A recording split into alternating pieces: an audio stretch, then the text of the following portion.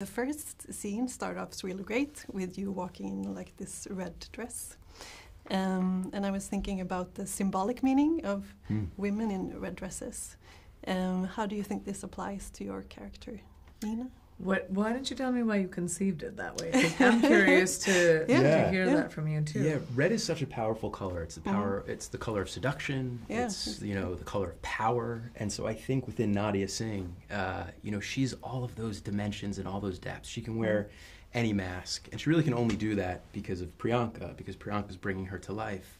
But that red has become this motif now throughout the entire series, right? Yeah. It really is. I mean, I honestly didn't expect, or even the way it was written like a memorable red dress. But after it was edited together, it kind of has become like the Citadel thing.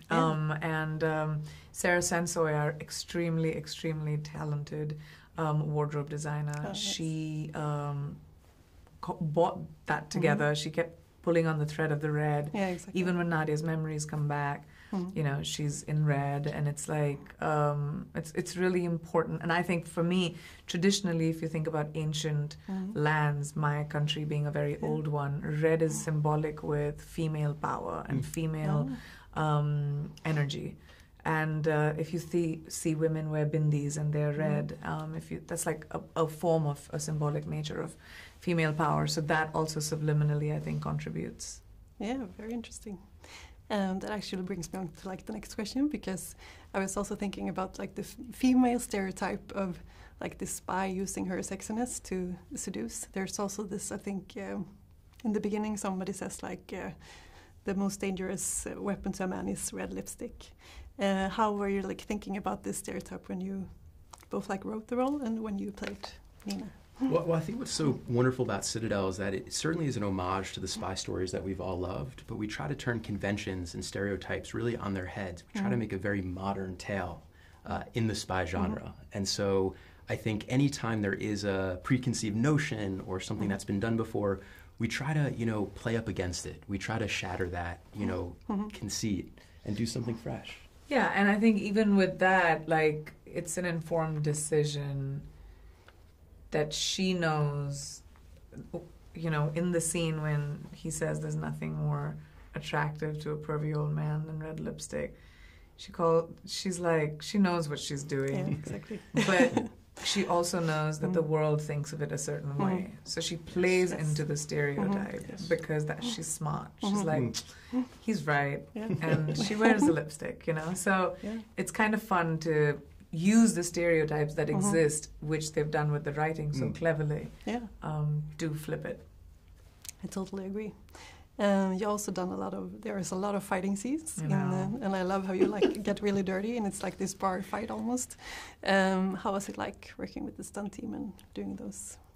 We had an incredible number of stunt teams because the show was shot over a year and a half, and we had amazing people that contributed to the action and the stunts on the show. All of them who've done like the biggest movies in the world, worked with like the best ever. So I really went in as a student. I really wanted to learn a lot. Whenever I create or work on a character that has a certain fighting, I try to bring like a style to her, how she likes to fight, because I feel like that doesn't necessarily change. It's like dancing. What is your style when you get onto in the dance club? How do you dance? What's your move? So we worked a lot on that. There were bumps and bruises along the way because the filmmakers really wanted authenticity, because we're not playing superheroes. We're actually real people. We bleed, we hurt, so they wanted the actors' faces on camera. So we did a lot of rehearsal. There was a lot of discipline. We had a whole stunt studio. We could go anytime we wanted. We had amazing access. That the result is what you see because of so many people that put their resources together to make little old me look good. It's really, standing on really a lot of shoulders over here. Yes. I enjoyed them very much. So thank you. Like that. What would you say makes Citadel like stand out in the spy genre? Sorry. Ooh. Well, there's a spy duo at the center of it, which is really so different, right? You look at Bond, you look at Bourne, you look at Mission Impossible. It's often a white Western male lead at the center of this. And we have this incredible spy duo led by Priyanka and Richard. And so I think audiences are going to love just how modern and really how inclusive and exciting the storytelling is. And then we've been building this IP. This is like totally new IP. It's not based on a book. It's not based on a film. We're building it in tandem with our creative partners in India and Italy. And we're really writing this story together. It's one of the most extraordinary things I've been a part of, at least. I know, it's insane. We last year, they had a meeting of about 100 writers that came from all the countries that are working on it, just to talk about the story of the show. It's crazy. It's unreal. Yeah, amazing. Yeah.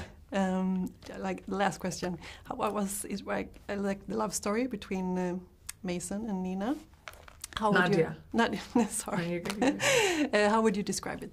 Like, it's the soul of the piece. It's the heartbeat of the entire, series. And I think it's what makes it so human, right? Oftentimes in the spy genre, you have 2 hours, there's a bunch of explosions, and you kind of leave wanting to know more about these characters. Yeah.